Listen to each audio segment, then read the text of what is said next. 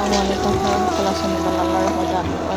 আমি বছর রান্নার মধ্যে আমি শুরু করলাম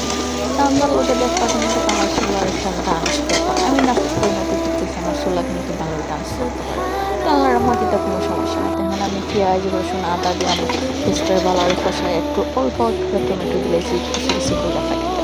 দিয়ে একটু মশলা দিলাম মশলাটা ভালো করে কষাইয়া আমার তো যেটা জানি ঢেলে ছাগলের মগজ পুরাই তো ছাগলটা কত বড় মগজ টুইব কত হচ্ছে এটা বড় কথা না বিসমিল্লাহ হইয়া খাইলে সব কথা নিয়ামত আছে কারণ আমি এটার মধ্যে হালকা একটু পানি দিলাম যাতে এই মগজটা সিদ্ধ হইয়া মশলা একটু মিক্সে যায় পরে চাকানা কিনে লাড়াই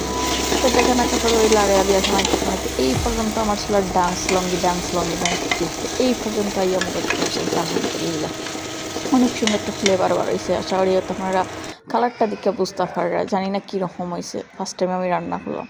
এই দেখো ফাইনাল লুক এই দেখো জানালার সামনে বাইরে দিয়ে বৃষ্টি পড়ে জানি না দেখতে পাররা কিনা